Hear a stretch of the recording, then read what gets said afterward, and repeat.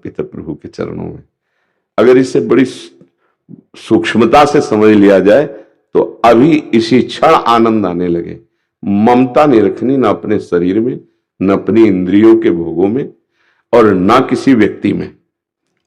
सबकी ममता ताग बटोरी, मम पद मनहि बांधि बर डोरी। पूरे जीवन भर यही करना है। ये जिस क्षण कर लिए फिर आगे का कार्य प्रभु करते हैं। वो समदर्शी बना देते हैं, वो इच्छा रहित कर देते हैं, हर शोक रहित कर देते हैं। निर्भय साधु समाना, मैं उसे संत बना देता हूं। ममता समर्पण करने की जरूरत है। अगर ममता कहीं है तो दुख सुख का थप्पड़ लगेगा, पहचान है। अगर कहीं ममता है तो मान अपमान का बोध होगा। अगर ममता प्रभु के चरणों में समर्पित हो गई फिर नहीं। फिर जब ममता ही नहीं तो सुख दुख किसको हो रहा है, फिर मान अपमान किसको। शत्रु मित्र सम जानी, मान मान अपमान सम, दुख सुख लाभ न हानि।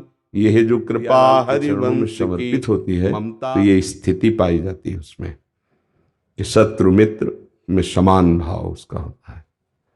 सुख दुख में, लाभ हानि में, मान अपमान में, निंदा स्तुति में समान भाव। क्योंकि जब शरीर से ममता हो तो निंदा स्तुति का प्रभाव पड़े ना।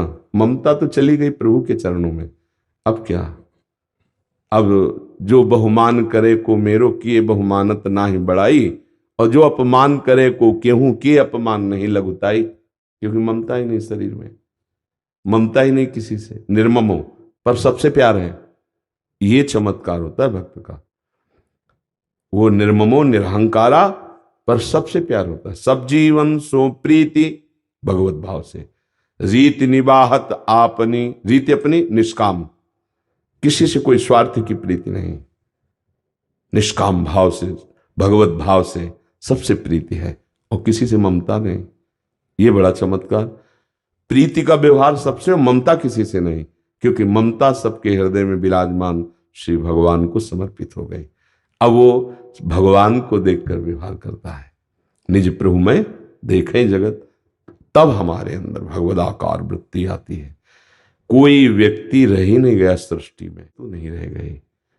तो अनन्य चिंतन तभी तो होगा। अगर वस्तु, व्यक्ति, स्थान, कहीं कुछ ममता है तो उसका चिंतन होगा। जब ममते नहीं रही तो प्रभु का चिंतन, और जब